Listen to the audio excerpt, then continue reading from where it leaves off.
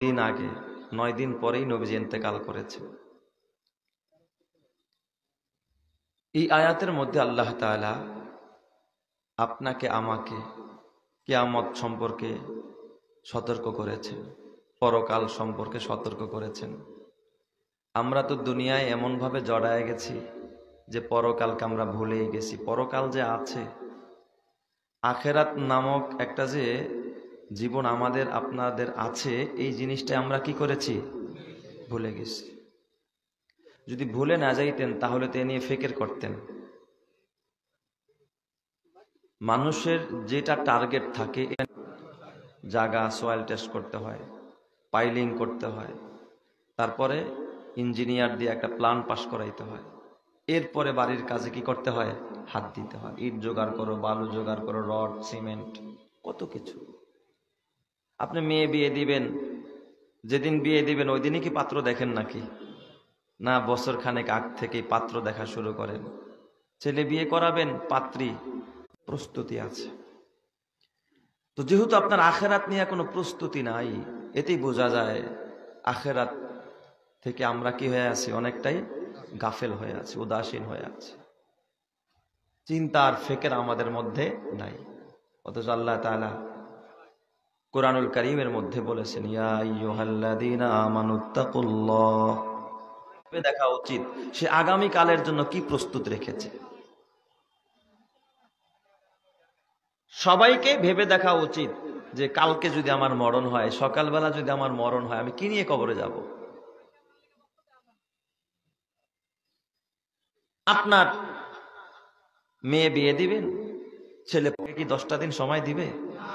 10 ঘন্টা, 10 minute, 10 second, 1 second সময় আপনাকে দেওয়া হবে না।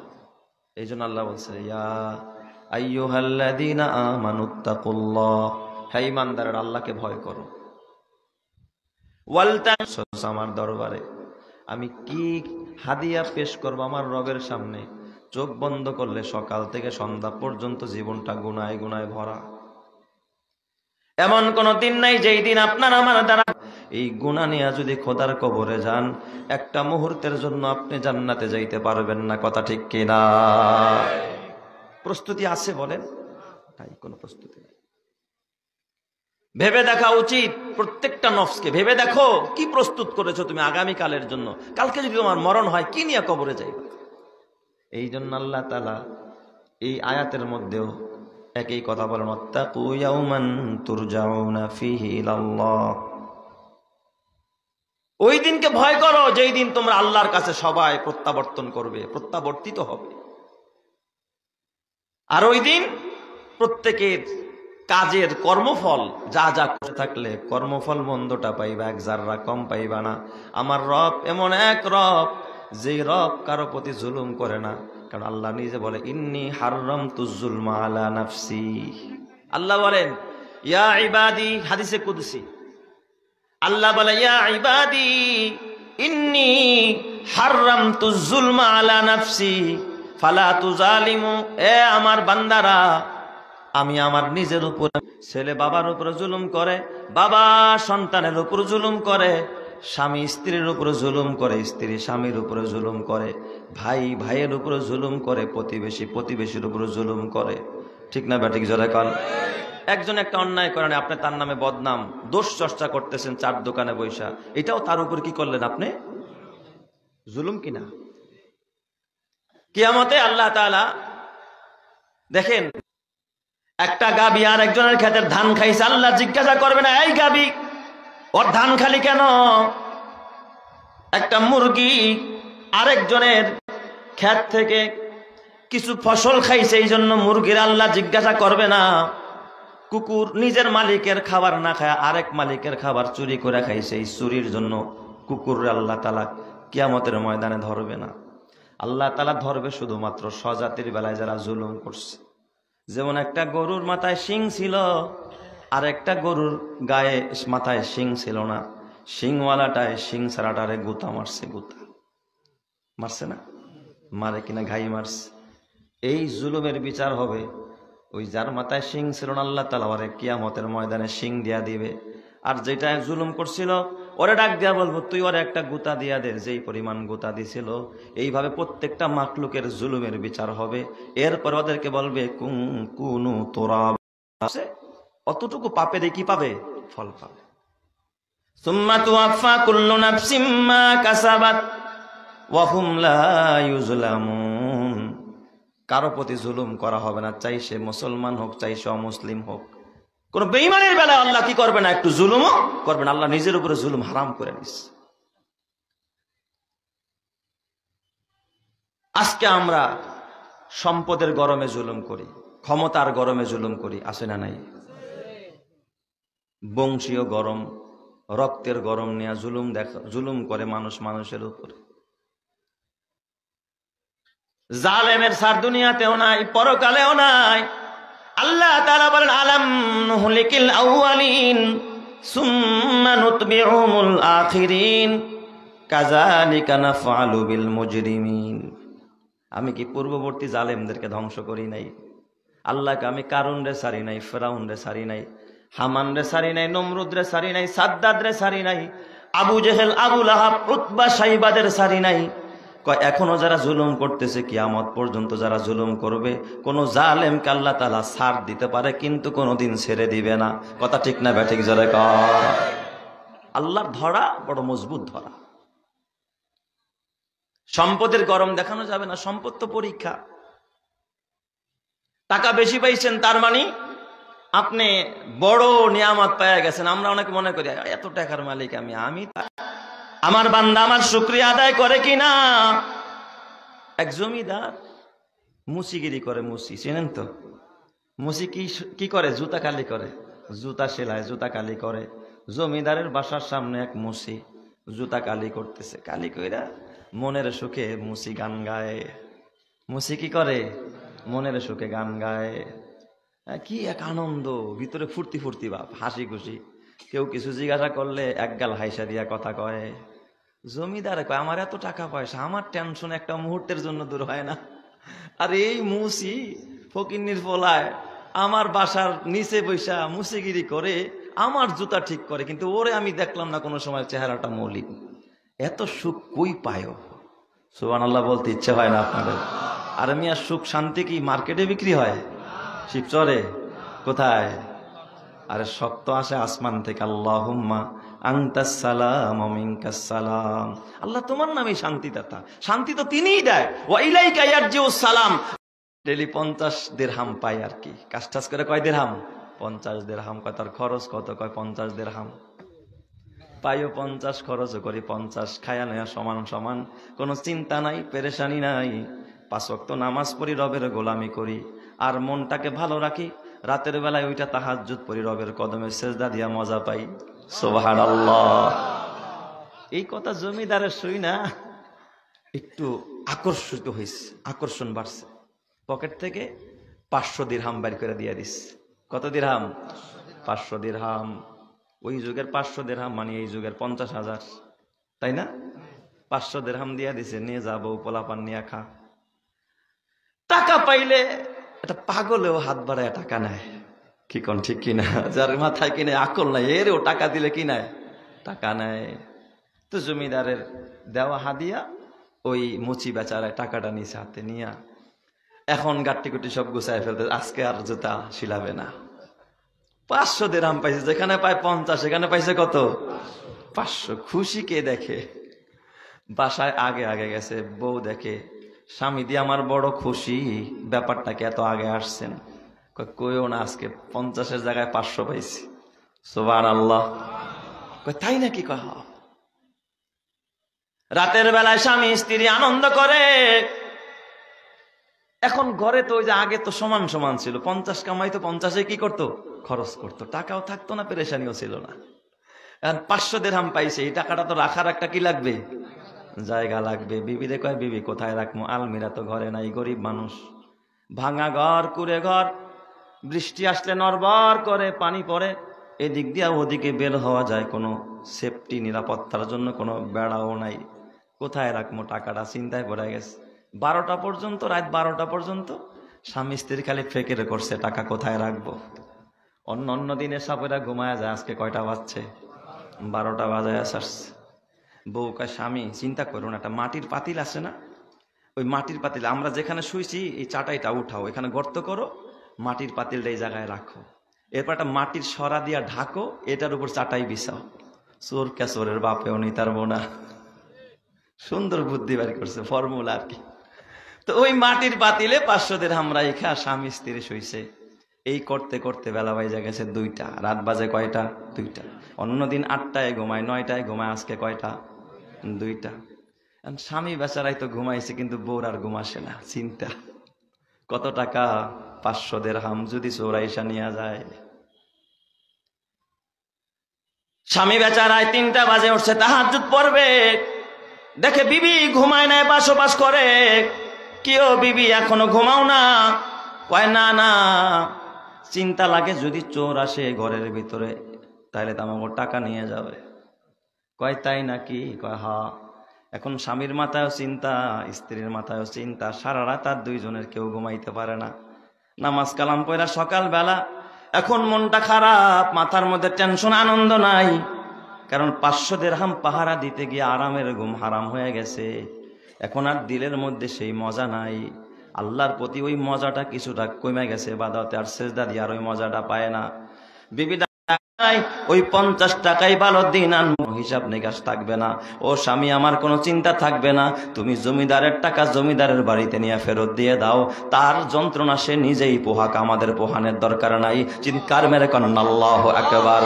মাল দৌলত ইলম হাশমত কুছ নেহি কম আয়েগা, माल दौलत इल्म हशमत कुछ नहीं कम आएगा, मौत जिस दिन आ जाए गर्दन पकड़ ले जाएगा, मालो दौलत तन पुरुष तारा हलाल, मन फनाए मुल्के मौलाए जुल জালাল। তাইলে মালের মধ্যে শান্তি নাই, সন্তানের মধ্যে শান্তি নাই, শান্তি দেওয়ার মালিক একজন, তিনি কে? কয় তাহলে এই মাল তো হুজুর আপনাগো আছে, দুনিয়ায় চলার জন্য মাল দরকার আছে না নাই? আছে, এটা পরীক্ষা। আল্লাহ তাআলা মাল দিয়া পরীক্ষা নেয়। তবে মাল জরুরত, এটা কিন্তু মহব্বত না। জরুরতকে জরুরতের জায়গায় রাখা, এটারে অন্তরে জায়গা দেওয়া যাবে না, মহব্বত করা যাবে না। আমরা টয়লেটে যাওয়া ছাড়া বাঁচতে পারি নাকি? হ্যাঁ, যদি প্রস্রাবে ধরে বা বাথরুমের চাপ দেয়, বাথরুমে না গিয়ে থাকতে পারেন নাকি? যাইতে হয়, ওটা জরুরত। কিন্তু কেউ কি টয়লেটে গিয়া যে টয়লেট ছাড়া শেষ, এখন আধা ঘন্টা বসে থাকি মহব্বত কইরা? কেউ থাকে নাকি?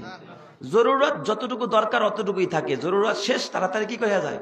বের হয়ে যায়। কয় দুনিয়ায় চলার জন্য টাকা লাগে, আপনারও লাগে, আমারও লাগে, আলেমেরও লাগে, ইমাম সাহেব। হালাল পথে খরচ করেন, আর যদি শুকরিয়া আদায় করেন, আপনার এই টাকা পয়সা আপনাকে খোদার জান্নাতে নিয়ে যাবে। কথা ঠিক কিনা?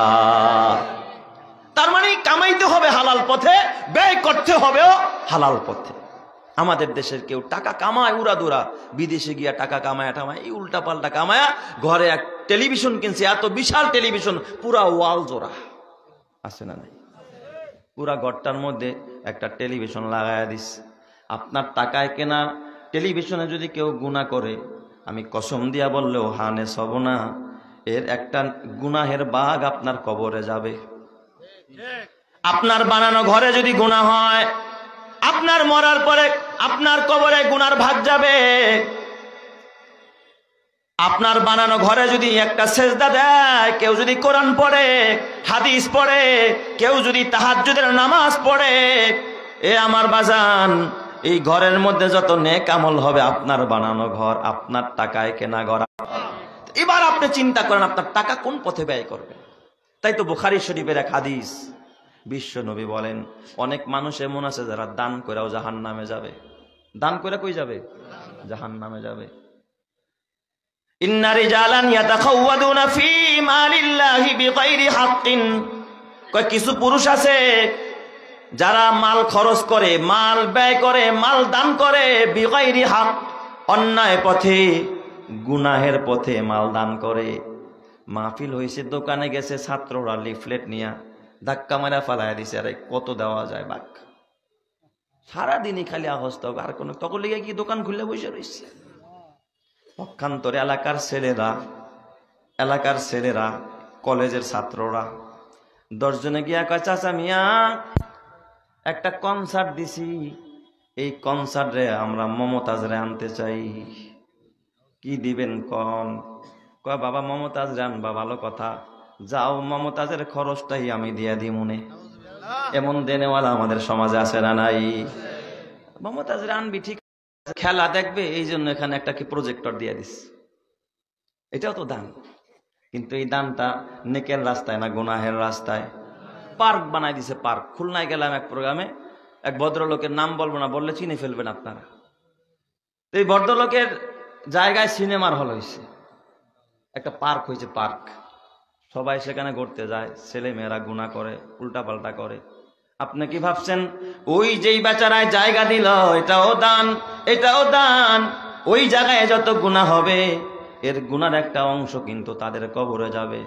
আপনি দেখেন আগ্রার তাজমহল, সম্রাট শাহজাহান তার স্ত্রী মমতাজরে এত ভালোবাসতেন, সেখানে আগ্রার তাজমহল বানাইছে। তাজমহলের সামনে কি কোনো কেউ মানুষ ইবাদত করে নাকি? ওখানে গিয়া সিনেমা বানায়, নাটক বানায়, গান রচনা করে, ওই জায়গায় গিয়া নারী পুরুষ গুনাহ করে। তাহলে ওখানে যত গুনাহ হবে এর একটা ভাগ এটা যারা বানায়া গেছে, এটা যারা উদ্বোধন করে গেছে তাদের কবরে যাবে। কথা ঠিক কিনা? যাবে না? যাবে। এটা মসজিদ বানায় যাবেন, যতবার আজান হবে, নামাজ হবে, তেলাওয়াত হবে, তাহাজ্জুদ হবে, এর একটা সওয়াব আল্লাহ তাআলা আপনার কবরে পৌঁছায়া দেবে। আল্লাহ পারে কিনা? এই জন্য আমার বাবা ওই মরণে ভয় করো। ওয়াত্তাকু ইয়াওমান তুরজাউনা ফীহি ইলাল্লাহ সুম্মা তুওয়াফা কুল্লু নাফসিম মা কাসাবাত ওয়া হুম লা ইউজলামুন। ওই দিন কোনো জুলুম করা হবে না, যা করছো তাই পাইবা। ভালো করলে ভালো পাইবা, মন্দ করলে মন্দ পাইবা। এবার তোমার আমার বোঝা উচিত আমি ভালো পথে আসি না মন্দ পথে আসি। এ বাবা দুনিয়ার মোহে পড়ে, দুনিয়ার সম্পদের মোহে পড়ে, সন্তানের প্রেমে পড়ে, আজ তুমি সব হেলায় খেলায় হারায় ফেললা। সন্তানের চিন্তায়, সম্পদের চিন্তায়। আল্লাহ তাআলা কিন্তু সন্তান আর সম্পদ দিছে তোমারে পরীক্ষা করার জন্য। গোটা সময়টা সন্তানরে দিয়া দিলা, গোটা সময়টা সম্পদরে দিয়া দিলা, আল্লাহরে দিলা না। আখেরাতে আল্লাহর সামনে আসামি হওয়া লাগবে কি লাগবে না? বলেন, আপনার এই 24 ঘন্টার পুরো সময়টা এই দুই জিনিসই পায়। হয়তো সন্তানে পায়, না হয়তো সম্পদে পায়।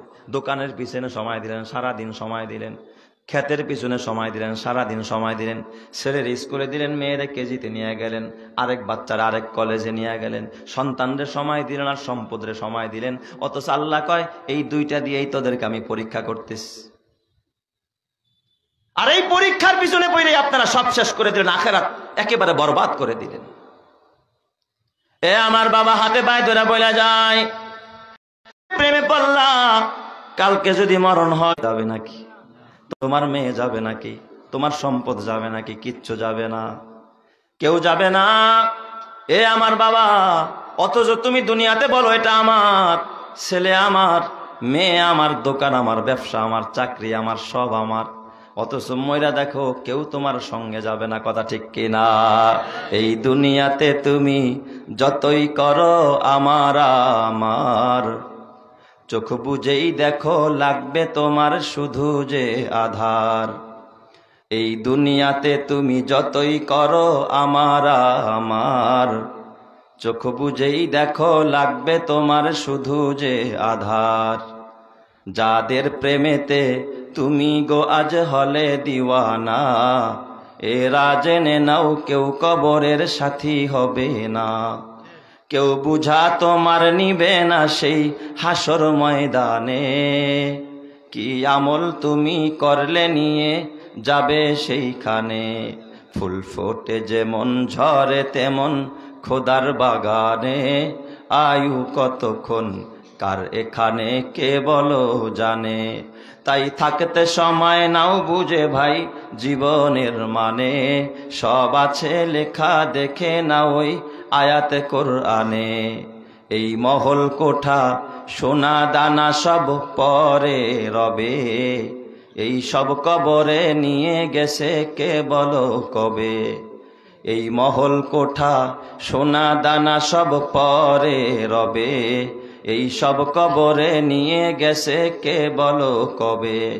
2 গজ জমি কয়েক গজের ওই সাদা কাফন, শুধু এইটুকুতেই হবে তোমার জেনে নাও দাফন। যা পুঁজি তোমার এখনো তার বুঝলে না মানে, কি আমল তুমি করলে নিয়ে যাবে সেইখানে। ফুল ফোটে যেমন ঝরে তেমন খোদার বাগানে, আয়ু কতক্ষণ কার এখানে কে বলো জানে। আল্লাহ তুমি আমাদের সবাইকে আখিরাত বোঝার তৌফিক দাও, জোরে কানা আমিন। আরো জোরে বলেন না আমিন। এ আমার বাবা দাদাও গেছে খালি হাত, দাদিও গেছে খালি হাত, বাবাই গেল খালি হাত। দামি একটা আসবাব কবরে নিতে পারলো না। ও পর্দারের মায়েরা, মাগো মা, মরে গেলে নাকের ফুল সাথে যায় না, কানের দুল যায় না, গলার মালা যাবে না, হাতের বালাও যাবে না মা। হোম ট্যাক্সের বিছানাটা তোমার আলমিরার ভিতরে তুমি ভাঁজ করে সাজায় রাখলা, কেউ মহব্বত করে বলবে না এই দামি 1200 টাকার বিছানাটা তার কবরে বিছায়া দাও।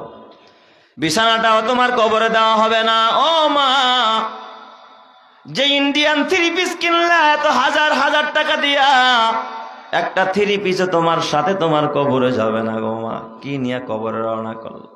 এই জন্য দুনিয়াতে আমার বলে লাভ নাই। যা খাইলা এটা তোমার, যা আমল করলা, যা আল্লাহর রাস্তায় দিলা, এটাই তো শুধু তোমার সঙ্গে যাবে কিয়ামতের ময়দানে।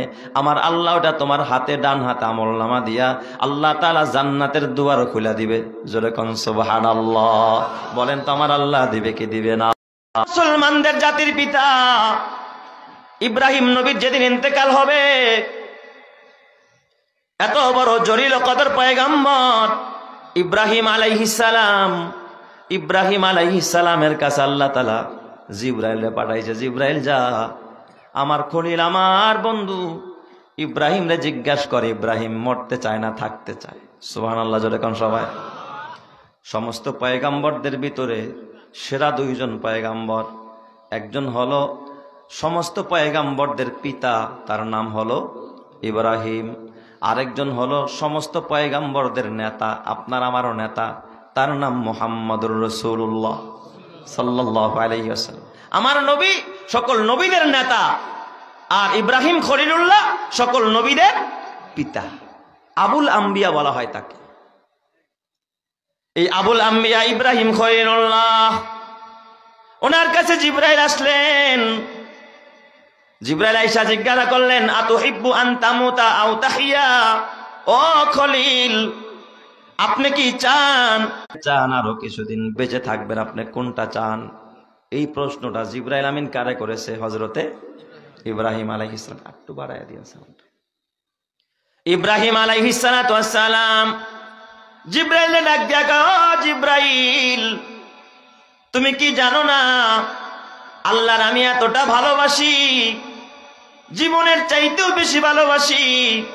আমি আল্লাহর ভালোবাসায় জীবনটাকে যদি আগুনের মধ্যে আমি ফেলে দিতে পারি, যেই আল্লাহর ভালোবাসায় জীবনটারে আগুনের মধ্যে ফেলে দিলাম, যেই আল্লাহর ভালোবাসায় নিজের সন্তানটাকে ছুরির নিচে শোয়ায়া আমি সন্তানের গলায় ছুরি চালাইলাম, তোমার কি মনে হয় ওই আল্লাহর ভালোবাসা আমার দিলে কম না বেশি? আপনারা বলেন ইব্রাহিম খলিলুল্লাহর দিলে আল্লাহর ভালোবাসা কম না বেশি? আরো জোরে কোন কম না বেশি? যে আল্লাহর ভালোবাসায়, আল্লাহর প্রেমে আমি নিজেকে আগুনে ফেলে দিলাম, যে আল্লাহর ভালোবাসায় আমি সন্তানকে জবাই করলাম, আজকে ওই আল্লাহর সাথে দিদার করব, আল্লাহর সাথে দেখা করব। আর আল্লাহর সাথে দিদার করার মাধ্যম তো একটাই, সেটা হলো কি? মৃত্যু। এই মৃত্যুকে কেন আমি অবজ্ঞা করব? কেন মৃত্যু থেকে আমি দূরে পালায়ন করব? আমি পালায়ন করতে চাই না। আমি আমার মালিকের কাছে, আমার বন্ধুর কাছে যাওয়ার জন্য প্রস্তুত আছি। সুবহানাল্লাহ। ইব্রাহিম খলিলুল্লাহ ডাক দিয়া বললেন, ও ভাই জিবরাইল, তবে একটা কথা, আমি যে চলে যাব কোনো আপত্তি নাই, তবে আমি মরার আগে একটা স্থায়ী মেহমানখানা খুলে যেতে চাই। কারণ আমি ইব্রাহিমের গোটা জীবন ভর মেহমান ছাড়া খানা খাই নাই। ইব্রাহিম নবীর অনেকগুলো সুন্নত যা আমরা পালন করি, তার মধ্যে আপনার বাসায় দামি খাবার পাক হয়। একটা মাদ্রাসার এতিম বাচ্চা এমনও আছে, 8 বছর মাত্র বয়স, হেফজোখানায় পড়ে, 8 বছরের বাচ্চা। এই বাচ্চারা মা নুরুস রান্না করে খাওয়ায়। অনেক সময় মাদ্রাসার মোটা মোটা চাউল আর মোটা মোটা ভাত, আর এই অ্যাঙ্করের ডাউল, এই খাবার খাইতে পারে না। না খাই এই বাচ্চা আবার কোরআন নিয়ে বসে আছে। অথচ ওর মা নাই, ওর বাবা নাই, দেখার মতো মানুষ নাই, ওর মেহমানদারি করার মতো কোনো মানুষ খুঁজে পাওয়া যায় না। ইব্রাহিম খলিলুল্লাহ মেহমান তালাশ করতেন, গরিব অসহায় ভিক্ষুক পথিক যারা এ বাবা ছিন্নমূল যে সমস্ত তৃণমূলে যে সমস্ত মানুষগুলো অবহেলিত, তাদেরকে ডাইকা ডাইকা ইব্রাহিম খলিলুল্লাহ তার কাছে বসায় খানা খাওয়াইতেন। সুবহানাল্লাহ জোরে কোন সবাই। এটা তো নতুন ওয়াজ না, আপনারা তো আগেই জানেন পুরান কথাই, ঠিক না বে ঠিক? ইব্রাহিম নবীর মেহমানদারির কথা তো আর নতুন করে বলার কিছু নাই। ইব্রাহিম নবীকে আল্লাহ, আমার একটা তরিকা, আমার একটা সুন্নাত ছিল, আমি মেহমান ছাড়া খানা খাইতাম না। আমি যদি মরে যাই, একটা স্থায়ী মেহমানখানা খুলে যেতে চাই, যেন আমি কবরে বৈশা বৈশা, আমি কবরে যাওয়ার পরেও মেহমানদারির সওয়াব পাইতে থাকি। সুবহানাল্লাহ। আল্লাহ তাআলা ডাক জিব্রাইল গিয়ে আল্লাহরে জানায়া দিলেন। আল্লাহ তাআলা বলেন, হে জিব্রাইল, আমার খলিল যা চায় তুমি তাই করে দাও। জান্নাতে যাও, জান্নাতে গিয়া এক মুষ্টি লবণ নিয়ে আমার খলিলের হাতে দাও। জিব্রাইল আমিন এক মুষ্টি লবণ নিয়ে হযরতে ইব্রাহিম খলিলুল্লাহর হাতে দিলেন। আল্লাহ তাআলা জানায়া দিলেন, খলিল আমার, পানির ভিতরে এই লবণটাকে ছেড়ে দেন। পানির ভিতরে যখন লবণটাকে ছেড়ে দিয়েছে, আল্লাহ এটা তো এক জায়গায় যাবে, সবাই পাবে না, আপনার দায়িত্ব হলো ছেড়ে দেওয়া, সব পানির সাথে মিক্স করার জিম্মাদার আমি আল্লাহ। জোরে কোন সুবহানাল্লাহ। এই লবণাক্ত পানিটাকে গোটা পানির সাথে আল্লাহ মিশায়া দিছে। এই জন্য সারা পৃথিবীতে দেখবেন নদী থেকে লবণ হয়। এই লবণ আমিও খাই, আপনিও খান। যারা খাবারে লবণ খান তারা সবাই ইব্রাহিম খলিলুল্লাহর মেহমান। চিৎকার মেরে কন্যা আল্লাহু আকবার। আরো জোরে বলেন আল্লাহু আকবার। যারা লবণ খান তারা ইব্রাহিম খলিলুল্লাহর মেহমান। ও সুতার পাড়ের মুসলমান, এটা ছোট্ট মাদ্রাসা, ছোট হতে পারে, এখানে যদি এক বেলা খাবার কোন ছাত্র, কোন হাফেজ, কোন আলেমের পেটে যায়, আর ও যত মানুষকে দিন শিখাবে, যত আমল করবে, এর একটা অংশ, এর একটা ভাগ আল্লাহ তাআলা আপনার আমল নামায় জমা করবে। জোরে কোন সুবহানাল্লাহ। এই জন্য আমার বাবা, ও আমার পর্দানের মা, ও এলাকার ব্যবসায়ী ভাইয়েরা, ও বাড়িওয়ালারা, ও টাকাওয়ালারা, টাকা নিয়ে কবরে যাওয়া যাবে না। ইব্রাহিম খলিলুল্লাহ আলাইহিস সালাতু ওয়াস সালাম এই যে একটা স্থায়ী মেহমানখানা খুলে গেলেন, কিয়ামত পর্যন্ত যত মানুষ এই মেহমানদারি গ্রহণ করবে, এর একটা সওয়াব আল্লাহ তাআলা তার খলিল হযরতে ইব্রাহিম নবীর অ্যাকাউন্টে পৌঁছায়া দিবে। জোরে কোন সুবহানাল্লাহ। এই জন্য আপনি মরার আগে একটা অ্যাকাউন্ট করে যান, স্থায়ী একটা সাদকায়ে জারিয়ার ব্যবস্থা করে যান। ঘরটা তো গুনাহে জারিয়া করে গেলেন, আপনার ঘরে টিভি গুনাহ হয়, মিথ্যা কথা বলে গুনাহ হয়, গীবত হয়, শিকায়াত হয়, গুনাহ হয়, আরেকজনকে ঠকায় গুনাহ হয়, জুলুম হয়, গুনাহ হয়। এই জন্য জুলুমের বাক, গুনার বাক কবরে যায়। আপনার জিন্দেগির একটা আমল যেন এমন হয় যেটা আল্লাহর জন্য করবেন, নিজের আখিরাতের জন্য করবেন। মরে গেলে যেন বলতে পারেন, আল্লাহ কিচ্ছু করতে পারি নাই, শুধুমাত্র এই কাজটা আমি তোমার জন্য করছিলাম। আল্লাহ এই টাকাটা শুধুমাত্র তোমার জন্য, আখিরাতের আয় আল্লাহ মুক্তির জন্য দিয়েছিলাম। কসম আল্লাহ, আল্লাহ যদি ওটা কবুল করে ফেলে মৃত্যুর সাথে সাথে, আমার আল্লাহ আপনার কবরে জান্নাতের বিছানা বিছায়া দিবে। সুবহানাল্লাহ। বলেন তো আমার আল্লাহ দিবে কিনা? আল্লাহ জান্নাতের বিছানা বিছায়া দিবে। হাসান বসরি রহমাতুল্লাহ আলাইহি জগৎ বিখ্যাত একজন বুজুর্গ। হাসান বসরির কাছে একদিন এক নারী আসলো, বিধবা নারী। আয়েশা ডাক দিয়া বলে, ও আল্লাহর ওলি, গত 2 দিন আগে আমার এক মেয়ে ইন্তেকাল করেছে আল্লাহর ওলি। এই মেয়েটা সারা দুনিয়াতে আমার আর আপন বলতে কেউ নাই। আমার স্বামী নাই, আমার বাবা নাই, আমার মা নাই। ও হাসান বসরি আল্লাহর ওলি, এই মেয়েটা আমার সাথে কথা বলার মতো একজন আপনজন, এছাড়া আমার আপন বলতে আর কেউ নাই। আমি স্বামী হারা একজন বিধবা নারী, আমার মা নাই, বাবা নাই, আমি বড় কষ্টে দিন অতিবাহিত করতেছি, আমার মেয়েটা 2 দিন আগে ইন্তেকাল করেছে। কিন্তু আল্লাহর ওলি, আমার বড় জানতে ইচ্ছে হয় আমার মেয়ের সাথে আমার আল্লাহ কি রূপ ব্যবহার করেছে। আপনি একটা আমল শেখায় দেন, যে আমলটা করলে আমি বুঝবো আমার মেয়ে এখন কোন অবস্থায় আছে। হাসান বসরি রহমাতুল্লাহ আলাইহি ডাক দিয়া বললেন, ও মা, তুমি একটা আমল করো। সেই আমল হলো রাতের বেলায় এশারের নামাজের পর 4 রাকাত নামাজ পড়বা, নফল নামাজ। এই প্রতি রাকাতের মধ্যে সূরা তাকাসুর পড়বা, আলহাকুমুত তাকাসুর হাত্তা যুরতুমুল মাকাবির। এই সূরাটা তুমি দিয়া 4 রাকাত নামাজ পড়বা। এরপরে দুরূদ পড়বা, পারলে কিছু সদকা করবা। আল্লাহ তাআলা তোমার মেয়ের সাথে দেখা করাইয়া দিবে। সুবহানাল্লাহ। আল্লাহ ওয়ালারা তো বানায়া কথা কয় না, আল্লাহ ওয়ালাদের সাথে সম্পর্ক আর যোগাযোগ আছে কার? হাসান বসরির কথা অনুযায়ী, তার সাজেশন অনুযায়ী সে রাতের বেলায় এই আমলটা করছে। রাতের বিছানায় শুয়ে পড়ছে, ঘুমের ঘরে স্বপ্ন দেখে মেয়েটার কবরে জাহান্নামের আগুন জ্বলতেছে, ধাউ ধাউ করে আগুন জ্বলতেছে। মেয়েটার যে করুণ হালাত, তার জাহান্নামের আযাব দেখা ওই ভদ্র মহিলা ঘুমের মধ্যে চিৎকার মেরেছে, চিৎকার মেরা কাঁদতেছে আর বলতেছে, আল্লাহ, আমার মেয়ের যে এত করুণ হালাত, দেখার আগে যত আফসোস করেছি, দেখার পরে তো এখন আফসোস আরো কয়েকশো গুণ, কয়েক হাজার গুণ বেড়ে গেল। এই দেখার চাইতে তো না দেখাই ভালো ছিল। আল্লাহ, এই হালাত যে আমার দেখতে হবে আমি তো ভাবতেও পারি নাই।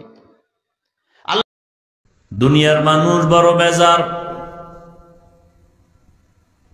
চাইলেও দেয় না, দেওয়ার ওয়াদা দিয়েও মনের মতো দেয় না।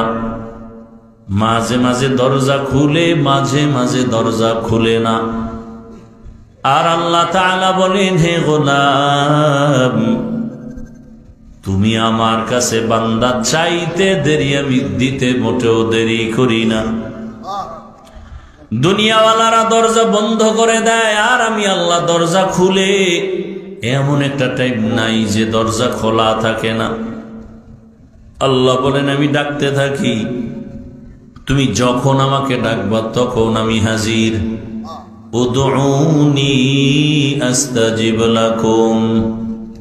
বান্দা, তুমি যখন আমি আল্লাহকে ডাক দিবা, আমি জবাবটা দেওয়ার জন্য প্রস্তুত হয়ে থাকি। বান্দা, আমার কাছে চাও, আমি আল্লাহর সব নিয়ামত তুমি ভোগ করে আজ যারা আমার হুকুমের বিরুদ্ধে চলো, আমি আল্লাহ যদি স্বার্থপর হইতাম, ঘুমের মধ্যে তোমাকে গলা টিপে মেরে ফেলতাম। আমি কিছু বলি না, বরং পাহাড় পরিমাণ অন্যায় করেও আমি আল্লাহ তোমাকে ডাকি, তওবার পথে আসো। কুল ইয়া ইবাদিয়াল্লাযীনা আসরাফু আলা আনফুসিহিম লা তাকনাতু মির রাহমাতিল্লাহ ইন্নাল্লাহা ইয়াগফিরুয যুনুবা জামিআ ইন্নাহু হুয়াল গফুরুর রহিম।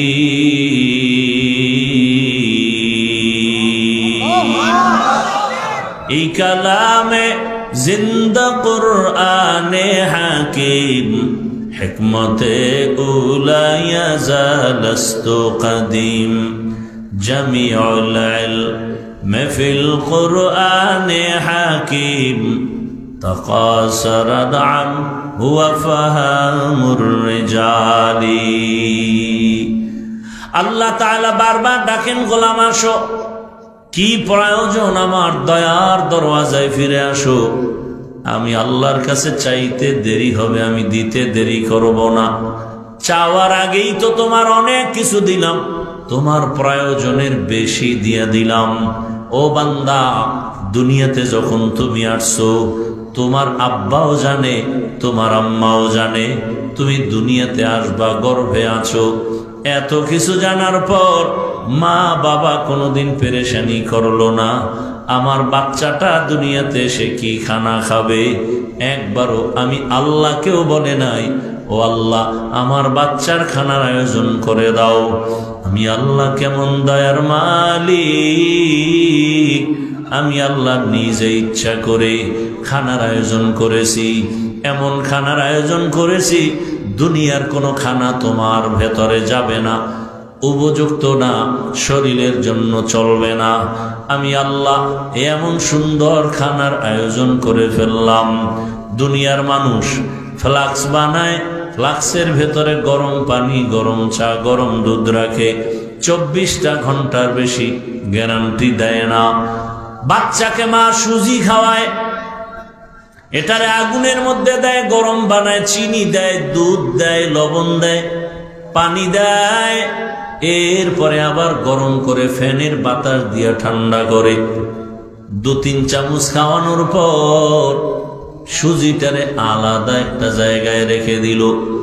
2-4 ঘন্টা হওয়া মাত্র মা ওই সুজিটা ফেলে দেয়, বলে এই সুজি বাচ্চাকে দেয়া যাবে না, পেট নষ্ট হয়ে যাবে।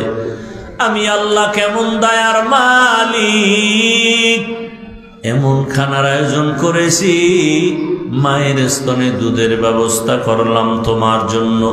চিনিরও প্রয়োজন হবে না, লবণেরও প্রয়োজন হবে না, আগুন দিয়া গরম করারও প্রয়োজন হবে না, ফ্যানের বাতাস দিয়াও ঠান্ডা করার প্রয়োজন হবে না।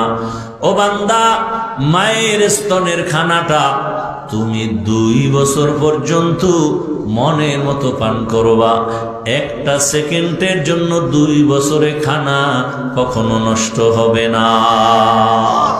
কাদের কুদরত দারি বরকামাল, আনতা রব্বি আনতা হাসবি যুল জালাল, তুহি কাদের জলিলুল্লাহ জাহাদার, বহর হালে তুহি মেরা নিগাহদার। আল্লাহ কত বড় দয়ার মালিক। দুনিয়ার কেউ একটু দয়া করে, আবার খোটা দেয়, মনের মতো দেয় না। মানুষের কাছে কাছে বলে আমার অনুগ্রহ, আমার করুণা যদি না থাকতো সে আগাইতেই পারত না। মসজিদে 50,000 টাকা দেয়, মানুষের কাছে চাপাবাজি করে পুরো মসজিদ আমি করে দিয়েছি। মাদ্রাসায় 50,000 দেয়, চাপাবাজি করে আমি পুরা মাদ্রাসা করে দিয়েছি। কিছু দান সৎকা করে, আবার বলে আমার করুণা ছাড়া চলতে পারে না। আল্লাহ বলেন আমি তোমাকে এত দিলাম, আবার ভাগ ভাগ করে দেই নাই। আমার দয়াটা এমন বিস্তীর্ণ, আমি আল্লাহ যে নিয়ামত দিলাম, বান্দা গাছের আগায় ফল দিলাম, মন চাইলে মুমিনও খাইতে পারো, বেঈমানেরাও খাইতে পারো, কোনো বাধা নাই। নদীর মাছ আমি আল্লাহ দিলাম, ও বান্দা নদীর মাছ মুমিনও যেমন ভাবে খেতে পারবা, বেঈমানেরাও সেই নদীর মাছ খাইবা, কোনো বাধা নাই। আমি আল্লাহ স্বাধীনতা দিয়া দিলাম, যে কেউ আমার দেওয়া নিয়ামত ভোগ করো।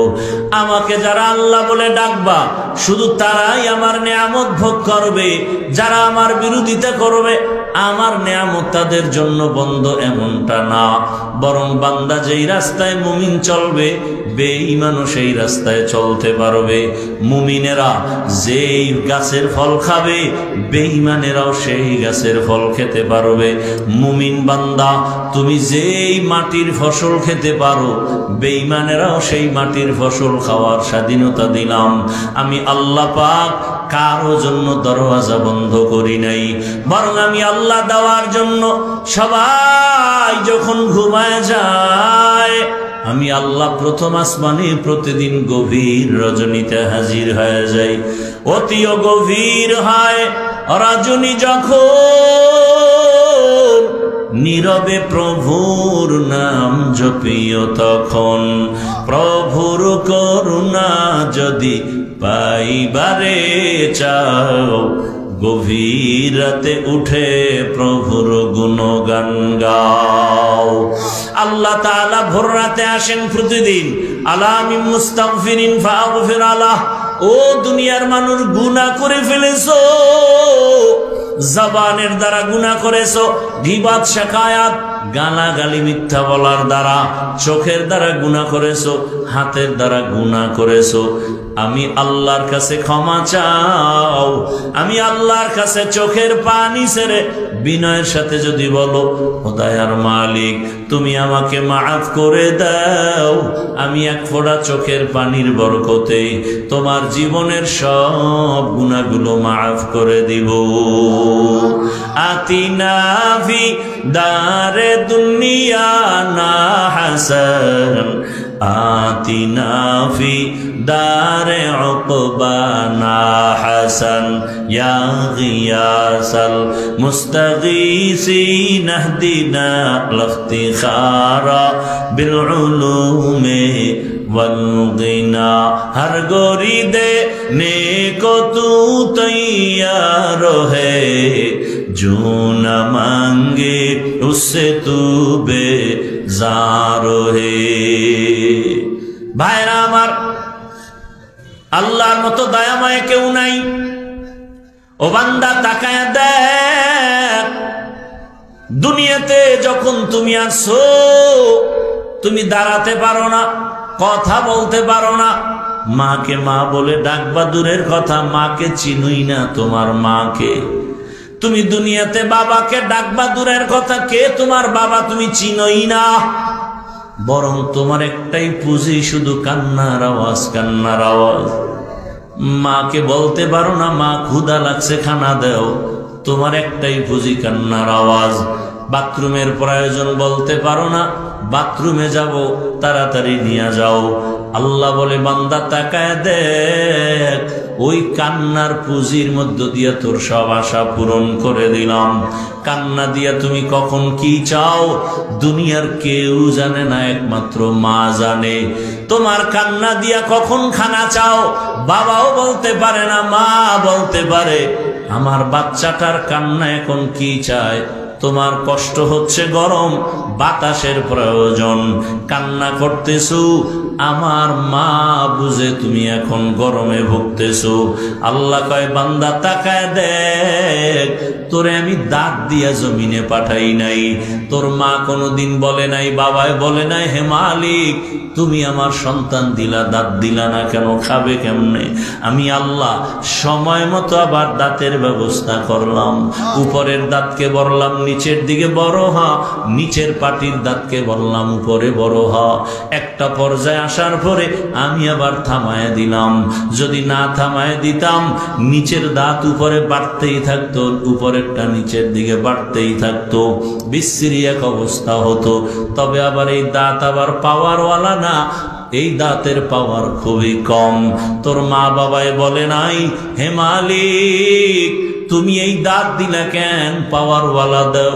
আমি আল্লাহ নিজে ইচ্ছা করিয়া আবার এই দাঁতগুলো ফালাইয়া আমি পাওয়ারওয়ালা দাঁত দিলাম। আমি এত দয়া করলাম, এখন তুই বড় হইতেছো, হাঁটতে পারো, হাঁটার শক্তি দিলাম। মাকে মা বলে ডাকার শক্তি দিলাম, বাবাকে বাবা বলে ডাকার শক্তি দিলাম। এখন তুই মাকে মা বলে ডাকো, আম্মু বলে ডাক দাও, মায়ের কলিজা ঠান্ডা। বাবাকে যখন আব্বু বলে ডাক দাও, বাবার কলিজা ঠান্ডা।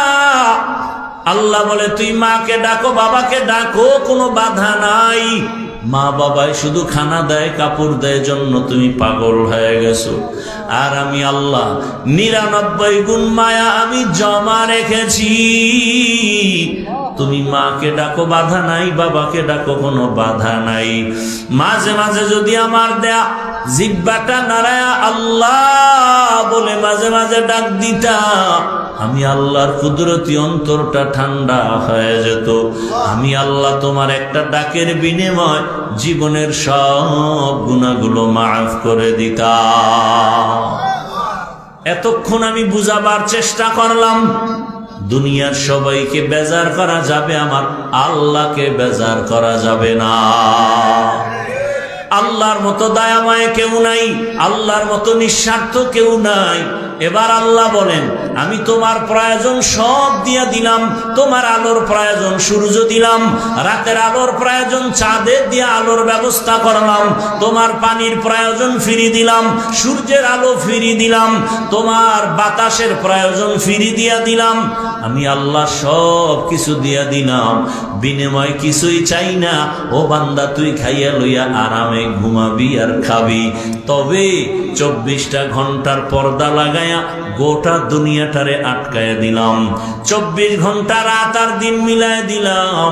এই 24টা ঘন্টার ভেতরে আমার দেয়া পানি, আমার দেয়া বাতাস, আমার দেয়া সূর্যের আলো, চাঁদের আলো সব ভোগ করিয়া রে গোলাম। তুমি এই 24 ঘন্টার মধ্যে আমি আল্লাহ তোমার ব্যক্তিগত কাজের জন্য 22 ঘন্টা দিয়ে দিলাম। ব্যবসা করো, চাকরি করো, লেখাপড়া করো, 22 ঘন্টা তোমার কাজে লাগাও। থাকলো কত ঘন্টা? মাত্র 2টা ঘন্টা তুমি আমি আল্লাহর মোহাব্বতে তোমার কল্যাণে ব্যয় করো। 22 ঘন্টা সময় তুমি নিজের কাজে লাগাও, 2 ঘন্টা তোমার কল্যাণে আমি আল্লাহকে দাও। আমার কল্যাণে না, তোমার কল্যাণে। তাও কিন্তু একসাথে না। যদি আমি বলতাম একসাথে 2 ঘন্টা দাঁড়ায় দাঁড়ায় নামাজ পড়, তোমার কষ্ট হবে। একসাথে 2 ঘন্টা বসে তেলাওয়াত করো, তোমার জন্য বড় কষ্ট হবে। আমি আল্লাহ কেমন দয়ার মালিক! আমি আল্লাহ 2 ঘন্টা সময় একসাথে দেই নাই। আমি আল্লাহ তোমাকে ভাগ ভাগ করে দিলাম, যাতে করে তোমার খানারও কষ্ট না হয়, লেখাপড়ারও যেন ক্ষতি না হয়, চাকরির ক্ষতি না হয়, ব্যবসার ক্ষতি না হয়। 2 ঘন্টা সময়ের কিছু সময় আমি এভাবে ভাগ ভাগ করে দিলাম। 5 বেলার নামাজ পড়ো, ফজরে 20 মিনিট সময় দিয়া 4 রাকাত নামাজ আদায় করো। এরপরে তুমি দোকানে যাও, অফিসে যাও, আবার জোহরের সময় 10 রাকাত নামাজে 20 মিনিট দাও। আবার তুমি খানা খায় দোকানে যাও, অফিসে যাও, আবার তুমি আসরের 4 রাকাত নামাজে 20 মিনিট দাও। আবার তুমি ব্যক্তি কাজে যাও, আবার তুমি মাগরিবের 5 রাকাতে আবার 20 মিনিট দাও। এরপরে আবার তুমি ঘরের মধ্যে চলে যাও, আবার তুমি এশার নামাজে 20 মিনিট দাও। তোমার সন্তানের কাছে চলে যাও, তাদের হক আদায় করো, স্ত্রীর হক আদায় করো, মা বাবার হক আদায় করো, ভাই বোনের হক আদায় করো, প্রতিবেশীর হক আদায় করো। 20 মিনিট 20 মিনিট করিয়া 5 বেলার নামাজে ভাগ ভাগ করে সময় দাও, যাতে করে তোমার ব্যবসার ক্ষতি না হয়, চাকরির ক্ষতি না হয়। আমি আল্লাহ এতটা দয়া করে সময়গুলো ভাগ করে দিলাম। আমি আল্লাহ পাক তোমার ব্যবসার ক্ষতি করি নাই, আমি আল্লাহ তোমার চাকরির ক্ষতি করি নাই, বরং তুমি চাকরি করো, ব্যবসা করো। ও আমার যুবক বাবারা, ও বৃদ্ধ বাবাজিরা, পর্দার আড়ালের মা বোনেরা, আল্লাহ তাআলা আপনাকে চাকরি করতে নিষেধ করেন না, ব্যবসা করতে নিষেধ করেন না, লেখাপড়া করতে নিষেধ করেন না। ও আল্লাহর বান্দারা, চাকরি করো, ব্যবসা করো। ও যুবক, স্কুলে পড়ো, কলেজে পড়ো, ডাক্তার হও, ইঞ্জিনিয়ার হও, প্রফেসর হও, এসপি হও, ডিসি হও, ওসি হও, একজন চেয়ারম্যান মেম্বার হও। বাবা, তুমি এরপরও নামাজটা ঠিক মতো ফাঁকে ফাঁকে আদায় করিও। তোমার জীবনের কাজের মাঝে আল্লাহ এমন হুকুম দেয় নাই। ও আল্লাহর বান্দারা, ও আমার কলিজার যুবক, তোমার মতো কত যুবক স্কুল কলেজে পড়িয়াও নামাজ পড়ে নাই? বলো, তুমি কেন পারবা না রে বাবা? আল্লাহ বিবেক দিছে, বিবেক দিয়া চিন্তা করো। তোমার মতো ব্যবসায়ী, ও ব্যবসায়ী বাবারা, আপনার মতো কত ব্যবসায়ী 5 ওয়াক্ত নামাজ পড়ে ব্যবসা করে। বিবেকটাকে জিজ্ঞাসা করেন, আপনারা কেন পারবেন না?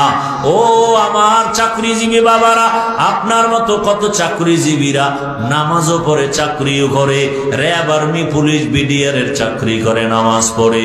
ও পর্দার আড়ালের আম্মা জানেরা, বোনেরা, আপনার মতো কত মা, কত বোন এখনো আছে 5 ওয়াক্ত নামাজ পড়ে, পর্দা করে, স্বামীর মাল হেফাজত করে, মোবাইলে সময় নষ্ট করে না। ও আম্মা জানেরা, আপনারা কি পারেন না? আল্লাহর কাছে এখনো সময় আছে, তওবা করেন। আল্লাহকে মন খুলিয়া বলেন, আর নামাজ ছাড়বো না, বেপরদায় চলবো না, মোবাইলে সময় নষ্ট করব না। ও আল্লাহ, তোমার হুকুম মেনে চলবো। ও আমার যুবক, মনে মনে আল্লাহকে বলো, ও আল্লাহ, জীবনে তো কম নামাজ ছাড়ি নাই, বেপরদায় কম চলি নাই, মা বাবার সাথে বেয়াদবি কম করি নাই। এখন আল্লাহ তওবার নিয়ত করলাম, আজকের এই গভীর রাতে এই ময়দান থেকে গুনাহ নিয়ে বাসায় যাব না। আজকে থেকে তওবা করতেছি, আর নামাজ ছাড়বো না, দাড়ি কাটবো না, বেপরদায় চলবো না, মা বাবার সাথে বেয়াদবি করব না, ওলামায়ে কেরামের সাথে বেয়াদবি করব না, শিক্ষকের দোয়া নিয়া নবীজির তরিকা মেনে চলবো। তওবা করার মতো যদি তওবা করা যায়, মুহূর্তে আল্লাহ কবুল করে ফেলবেন। ও এলাকার মা বোনেরা, যুবক বাবারা, বৃদ্ধ বাবাজিরা, চাকরিজীবী ব্যবসায়ী বাবারা, যদি অন্তর তৈরি থাকে, মুনাফিকি না থাকে, খাঁটি তওবার নিয়ত যাদের আছে, দুটো হাত আমার আল্লাহকে দেখায় দাও।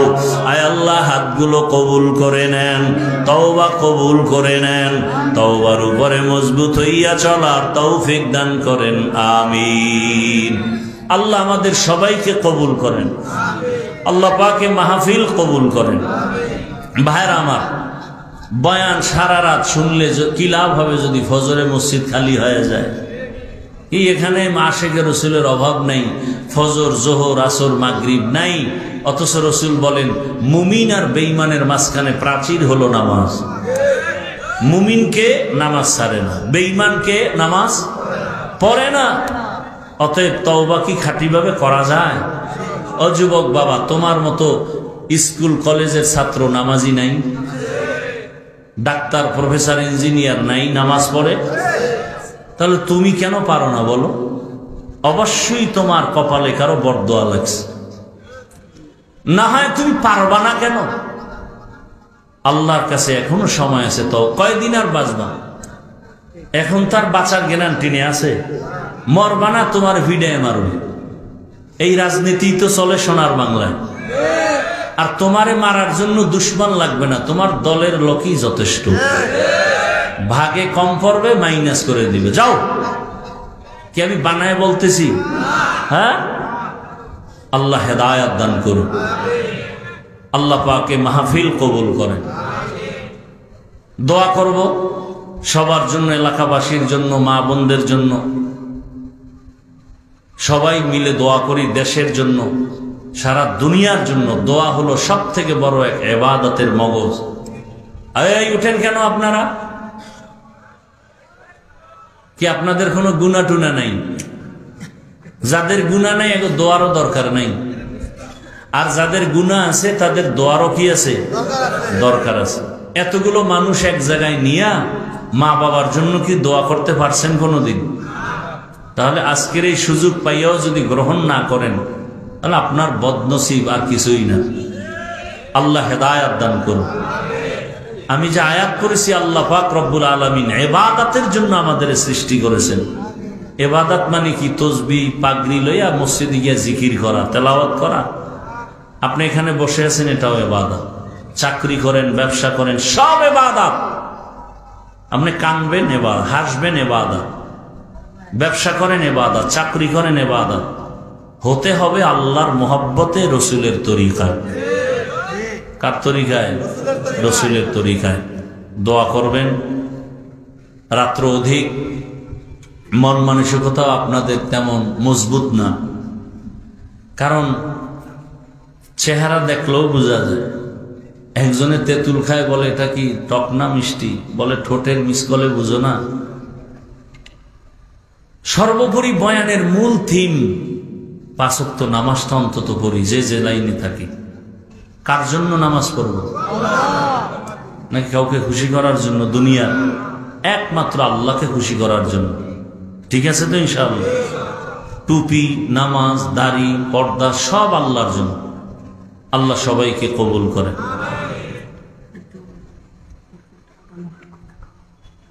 আর আমি ঢাকাতে থাকি, মাদ্রাসার জন্য দোয়া চাই। এই মাদ্রাসায় আপনারা অনেক দান করেছেন। দুনিয়াতে ইসলাম টিকায় রাখার একমাত্র ব্যবস্থার নাম মাদ্রাসা। বলেন, টিকায় রাখার নাম কি? মাদ্রাসা।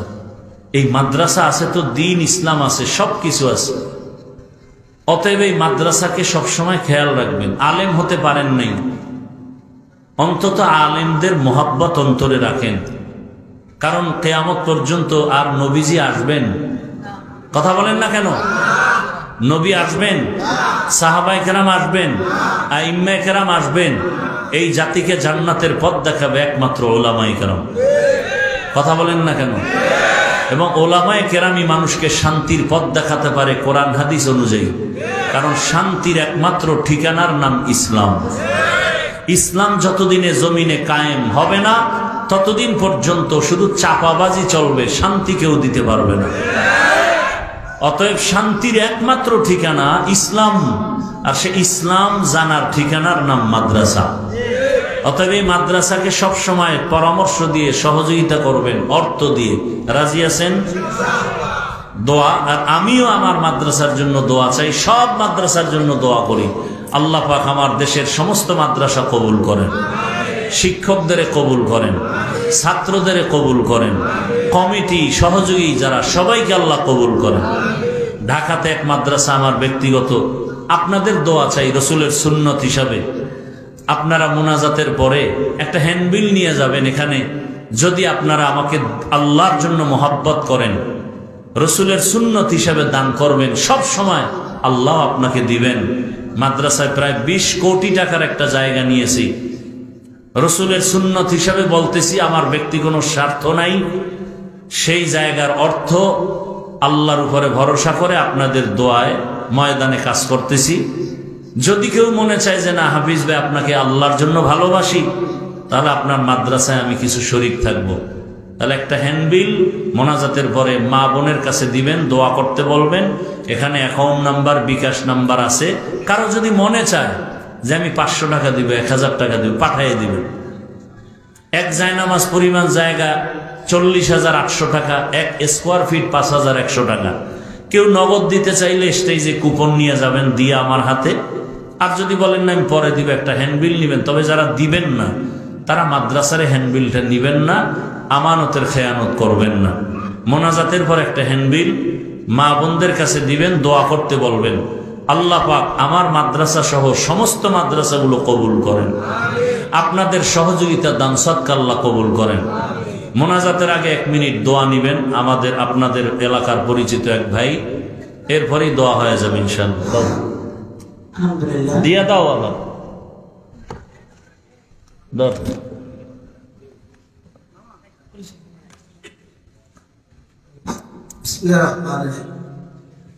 আজ রওজাতুল উলুম কওমি মাদ্রাসায় আয়োজিত ওয়াজ মাহফিলের প্রধান অতিথি এবং আমাদের এই এলাকার মুসলিমগণ সকলকে আমি সালাম ও শুভেচ্ছা জানাচ্ছি। আমি আপনাদের সন্তান নুরুদ্দিন মোল্লা, কামাল জামান নুরুদ্দিন মোল্লা, আপনারা সকলে হয়তো আমাকে চিনেন। আজ এই ওয়াজের মাঝে, দোয়ার মাঝে তো বলার নাই, শুধু আমার জন্য দোয়া করবেন আল্লাহর কাছে, আমি যেন আগামী ফেব্রুয়ারি মাসের নির্বাচনে ধানের শীষ নিয়ে নির্বাচিত হতে পারি। এই দোয়ারে আপনাদের চেয়ে আজকের মধ্যে বিদায় নিচ্ছি। সকলে ভালো থাকবেন, আমার জন্য দোয়া করবেন। আসসালামু আলাইকুম। দুরূদ শরীফ পড়ে আল্লাহুম্মা সাল্লি আলা মুহাম্মাদ ওয়া আলা আলি মুহাম্মাদ কামা সাল্লাইতা আলা ইব্রাহিম ওয়া আলা আলি ইব্রাহিম ইন্নাকা হামিদুম মাজিদ। এই আমাদের কাছে অনেক দোয়া, এখন যে কি পরিমাণ দোয়ার জন্য দরখাস্ত না। প্রার্থী হইব কয়জন? একজন। দোয়া চাইছে 13 জন, কি সবাই হইব? তাহলে দোয়াটা কেমনে করা যায়? আল্লাহ যার দ্বারা দেশের উপকার হবে, সমাজের উপকার হবে, ইসলামের খেদমত হবে, তাকে তুমি বিজয় দান করো। এর চেয়ে আর ভালো দোয়া আছে? থাকলে বলেন আমি হেডে করব। কি? যার দ্বারা দেশের উপকার হবে, সমাজের উপকার হবে, ইসলামের উপকার হবে, আল্লাহ তাকে বিজয় দান করে। আলহামদুলিল্লাহি রাব্বিল আলামিন والصلاة والسلام على سيد الأنبياء والمرسلين وعلى آله وأصحابه أجمعين يا أرحم الراحمين يا أرحم الراحمين ইয়া আরহামার রাহিমিন। রব্বিরহামহুমা কামা রাব্বায়ানি সগীরা। اللهم إنك عفو كريم تحب العفو فاعف عنا. اللهم إنا نسألك رضاك والجنة ونعوذ بك من سخطك والنار. اللهم إنا نعوذ بك من البرص والجنون والجذام وسيء الأسقام. اللهم ارحمني بترك المعاصي. اللهم ارحمني بترك المعاصي. اللهم ارحمني بترك المعاصي. রব্বুল আলামিন, আমরা গুনার বোঝা নিয়ে আপনার দরওয়াজায় হাজির। কত উলামায়ে কেরাম, মুরব্বী, হাজী সাহেব, কত ব্যবসায়ী, চাকরিজীবী, আমার কলিজার টুকরা যুবক, ছাত্র, পর্দার আড়ালের মা বোনেরা, আয় আল্লাহ, উলামায়ে কেরামদের মজলিস বেহেশতের বাগান, কোরআন ও হাদিসের বরকতের মজলিস। আমরা তওবার নিয়তে হাত তুলেছি। জীবনে অনেক গুনাহ করে ফেলেছি। আমার গুনার খবর আমার মা বাবা, ভাই বোন, পরিবারের কেউ জানে না। জানলে আমাকে ভালো নজরে দেখতো না রে আল্লাহ। আপনি সব জানেন। গুনার কারণে আপনি রাগ করে পানি বন্ধ করেন নাই, খানা বন্ধ করেন নাই। আমরা তওবার নিয়তে হাজির হয়েছি। আর গুনাহ করব না রে আল্লাহ। নামাজ ছাড়বো না, দাড়ি কাটবো না, বেপরদায় চলবো না। মা বাবার দোয়া নিয়া, শিক্ষকদের দোয়া নিয়া, উলামায়ে কেরামের পরামর্শ নিয়া নবীজির তরিকা মেনে চলবো। আমাদের তওবা কবুল করে নেন। আমাদের গুনাহগুলো মাফ করে দেন। আয় আল্লাহ, মাহফিল কবুল করে নেন। আয়োজনকারী, সহযোগিতাকারী, দান সৎকারীদের কবুল করে নেন। মাদ্রাসা কবুল করে নেন। এলাকাবাসীকে কবুল করে নেন। ঘরে ঘরে শান্তি দান করেন। সারা দুনিয়াবাসীকে মাফ করে দেন। প্রবাসের জীবনে যারা আছে সবাইকে হেফাজত করেন। বাংলাদেশ শান্তির দেশ বানায় দেন। জুলুম থেকে দেশকে হেফাজত করেন। সমস্ত চাকরিজীবী ব্যবসায়ীদের কামাই রুজিতে বরকত বাড়ায় দেন। হারাম থেকে হেফাজত করেন। আমাদের ভেতর থেকে হিংসা দূর করে মোহাব্বত বাড়ায় দেন। সুন্নাতওয়ালা জিন্দেগি দান করেন। আয় আল্লাহ, অভাবীদের অভাব দূর করে দেন। ঋণ আদায়ের ব্যবস্থা করে দেন। আয় আল্লাহ, সমস্ত শিক্ষা প্রতিষ্ঠান নবীর আদর্শে কবুল করে নেন।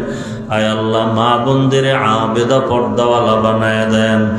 আমাদের সন্তানগুলো নেককার বানায় দেন। আমার কলিজার প্রত্যেক যুবকের দিনের খাদেম বানায় দেন। মোবাইলের গুনাহ থেকে হেফাজত করেন।